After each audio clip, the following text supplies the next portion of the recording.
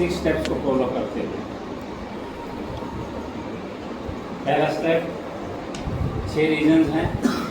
Kidney हमारे कौन से रीजन में है? फर्स्ट स्टेप देखते हैं, only first step. First step क्या है, कौन सा रीजन है? 7 रीजन। 7 रीजन हमारे किडनी कहाँ है? एब्डोमेन के back side, abdomen area, middle में, बैक साइड में, मिड, यस, यहाँ पर है, यानी कि एब्डोमेन एरिया में है, एब्डोमेन एरिया में। नंबर पहला स्टेप, एब्डोमेन एरिया सेलेक्ट कर दिया। सेकंड, हैंड पोजीशन कैसे रखेंगे हम? लेफ्ट आर्म से नीचे है या ऊपर है? नीचे है, तो hand position number 2, hand position number 2 रखेंगे। थर्ड स्टेप क्या है? लेफ्ट साइड है या राइट साइड? तो लेफ्ट का देख रहे हैं हम, और लेफ्ट हैंड में देखेंगे तो लेफ्ट ये हो गया मेरा, इस साइड में हो गया। नेक्स्ट स्टेप हमारा यिन है या यांग है? यांग साइड में है तो यहाँ पर आ जाएगा, यानी कि इस साइड में मेरी किडनी रहेगी। अब किडनी की एग्जैक्ट लोकेशन कहाँ है, उसके अनुसार हम किडनी को यहाँ पर देख सकते हैं। नॉर्मली हमारा जब स्पाइनल कोड का हम करेंगे तो स्पाइनल कोड की पोजीशन कैसे आती है, उसके इन्फ्लुएंस में हम किडनी को देखते हैं। यानी कि अभी मेरे को यहाँ पर एक किडनी को देखना है, किडनी ढूंढने के बाद उसको कंफर्मेशन प्रेशर देंगे और वहाँ पेनफुल है तो यानी कि ठीक लोकेशन पे आ गए हैं, अदरवाइज गलत है। उसके बाद क्या किया था हमने?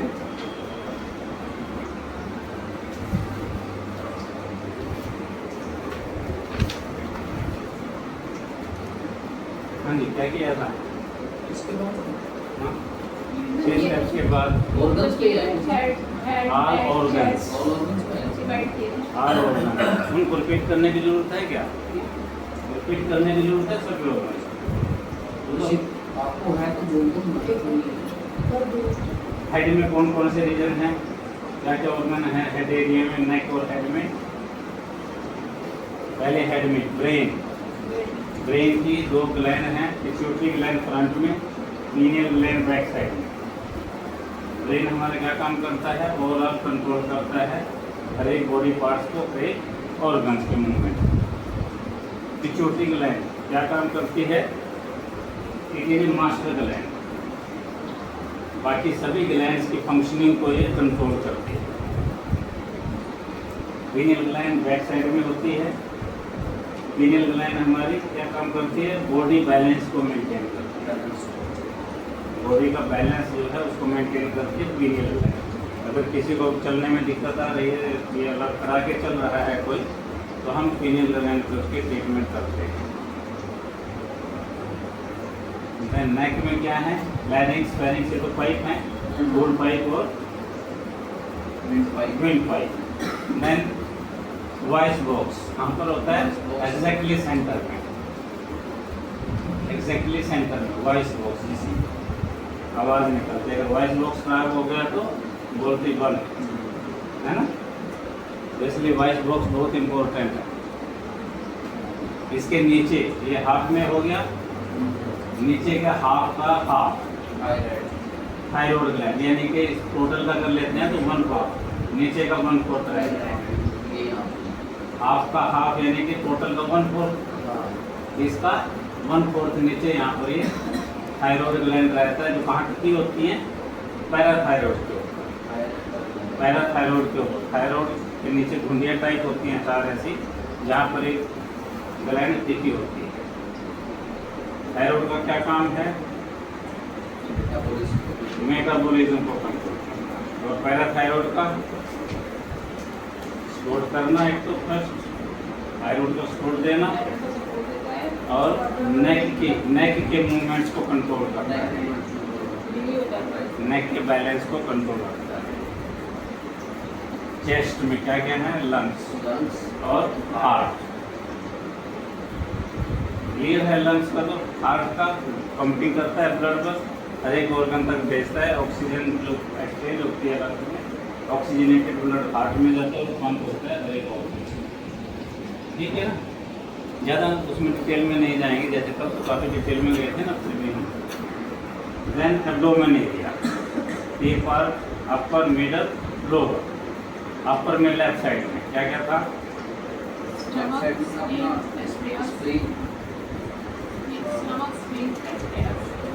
Stomach, spleen, pancreas. स्टमक कितना एरिया कवर करता है? अपर 1/3 का around 70%। Yes, around 70% area cover करेगा स्टमक। बाकी में 30% में स्प्लीन, उसके नीचे पैनक्रियाज। पैनक्रियाज रहेगा, जो हमारी लाइन है ना, हेल्पिंग लाइन, जी। जो 3 हिस्से में डिवाइड करते हैं, उसके ऊपर है। डायफ्राम से नीचे की जो लाइन है, यस, अपर लाइन जो है हमारे डायफ्राम से हेल्पिंग नीचे जो लाइन है, डायफ्राम के नीचे की, उसके सेंटर में, उसके सेंटर में जाएगा। आधा ऊपर आधा नीचे। स्टमक हमारा ओवन का काम करता है, जो भी इसमें जाता है एसिड द्वारा पच जाता है, पल्प में बढ़ जाता है, स्मॉल इंटेस्टाइन में जाता है।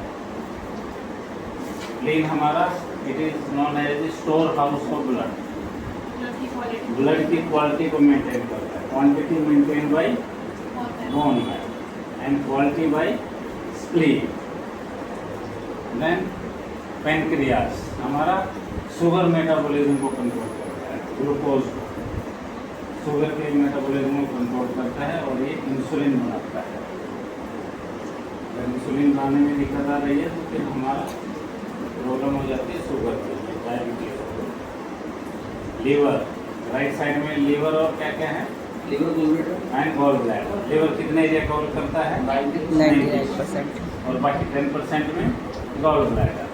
लीवर हमारी बॉडी की फैक्ट्री है, सभी प्रोसेसिंग यहीं पर होते हैं, चाहे कार्बोहाइड्रेट्स हैं, प्रोटीन्स हैं, जितने भी न्यूट्रिएंट्स हैं, सभी का यहाँ पर प्रोसेसिंग होकर उनको कंज्यूमेबल फॉर्म में कन्वर्ट कर देता है लीवर, ताकि बॉडी उसको कंज्यूम कर सके। 500 से ज़्यादा फंक्शन होते हैं लीवर के। और गॉल ब्लैडर के क्या होता है? लीवर और क्या बाइल जूस भी बनाता है ना, लीवर बाइल जूस बनाता है। कितना देता है हर रोज? 2.5 से 3 लीटर। और ये डाइजेस्टिव जूस होता है, जो स्मॉल इंटेस्टाइन में जाता रहता है। देन गॉल ब्लैडर क्या काम करता है? बाइल जूस को कंसंट्रेट करके अपने अंदर स्टोर करता है। 1 to 20 रेशियो। नाभि बीच में आ गया, डायफ्राम से नीचे नाभि बीच में आ गया।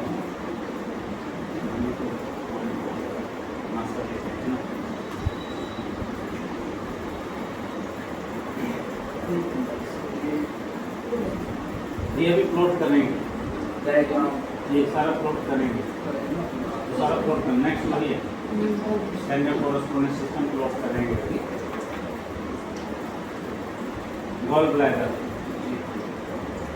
स्टोर करता है बाइल जूस को, जब जरूरत होती है, हैवी खाना खा लेते हैं हम, तब हम उसमें गॉल ब्लैडर से ऑटोमेटिक कंसनट्रेटेड बाइल जूस निकल कर डाइजेस्टिव सिस्टम में आ जाता है और उसको डाइजेशन में हेल्प करता है। देन मिडल 1/3 में क्या है? ये तो अपर 1/3 हो गया, लेफ्ट एंड राइट। अब मिडल 1/3 में क्या क्या है? इंटेस्टाइन है, लार्ज और स्मॉल, स्मॉल एंड लार्ज और नेवल। नेवल के चारों तरफ स्मॉल इंटेस्टाइन, स्मॉल इंटेस्टाइन के चारों तरफ लार्ज इंटेस्टाइन।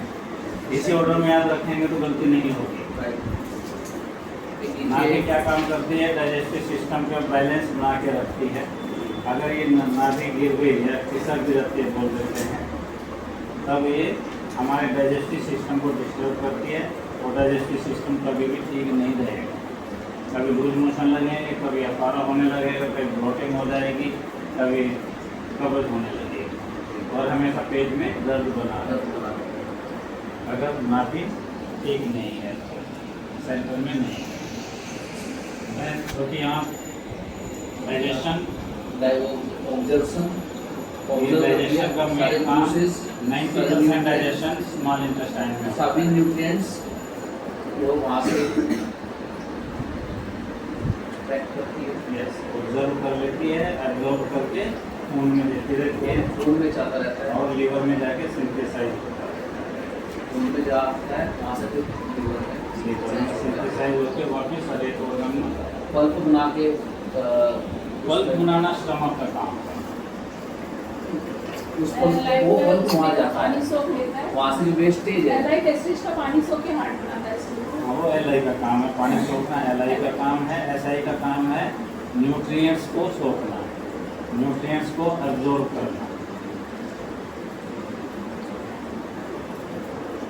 कितने कितने लंबी होती है लगभग ये होती है अराउंड 26-7 22 से लेके 25-26 अराउंड ऑन एवरेज। 22 से 29 फीट, एवरेज 25 से 26 फीट।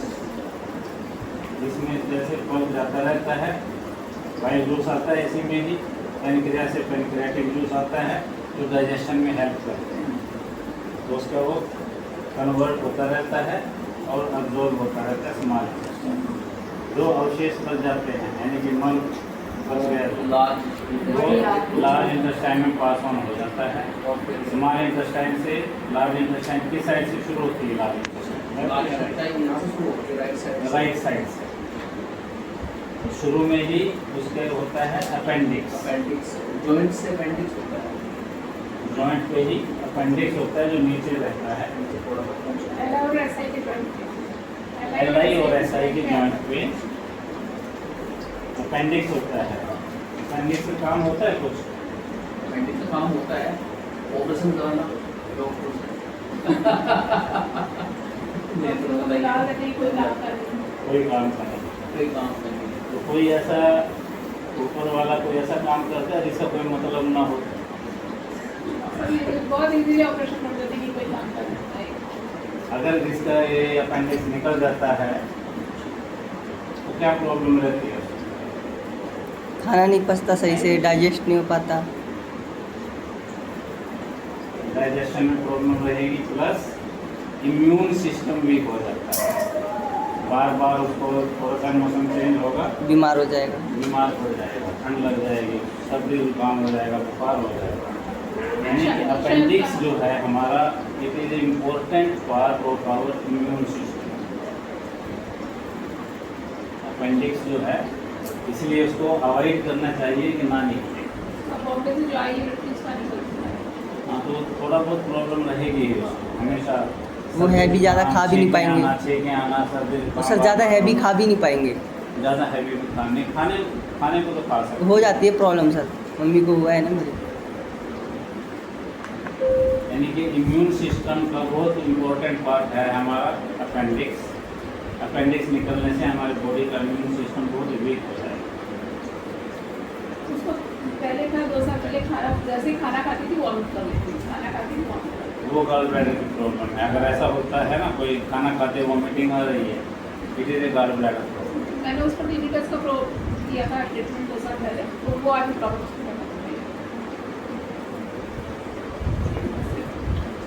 कहाँ क्या काम करती पता नहीं। सूजन भी होती है, गॉल ब्लैडर में सूजन का होता है मेनली, और प्लस स्टमक के अंदर ज़्यादा एसिड बनता है। दोनों मिला के तो थोड़ा सा भी खाते हैं, पानी पीते हैं, वो वॉमिटिंग एकदम आ जाती है। अगर बार बार वॉमिटिंग आ रही है then it is gall bladder, और कभी कभी आ रही है तो स्टमक।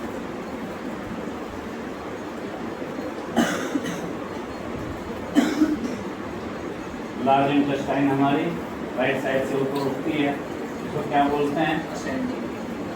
Ascending portion. देन जो डिवाइडर लाइन है, हेल्पिंग लाइन है, उसके नीचे से होती हुई लेफ्ट में जाती है, तो क्या बोलते हैं? Transverse colon. और जो नीचे जाती है डिसेंडिंग, ये चली जाती है फिर यहाँ साइड में, यहाँ से रेक्टम एंड एनस। लोअर 1/3 में क्या क्या है? Genetic organs, imaginal organs, male and female में अलग है। प्रोस्टेट, वास्टेट, टेस्टिस। प्रोस्टेट, टेस्टिस दोनों को मिलाते हुए वास्ट डिफरेंस ट्यूब। फीमेल में ओवरी एंड यूट्रस दोनों को मिलाते हुए ट्यूब है फैलोपियन। इस तरह से इसको याद रखेंगे तो गलती नहीं होगी। और यूरिनरी ब्लैडर कॉमन है, यूरिनरी ब्लैडर दोनों में ही, मेल में भी और फीमेल में भी कॉमन है। इसके बाद वो क्या देखा था ऑर्गन्स के बाद,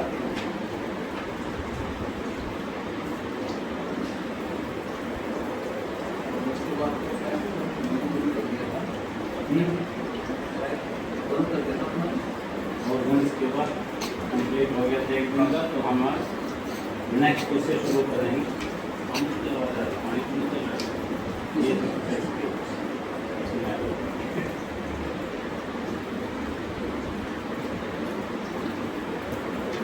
आज हम नेक्स्ट शुरू कर रहे हैं स्टैंडर्ड कोरस्पोंडेंस सिस्टम।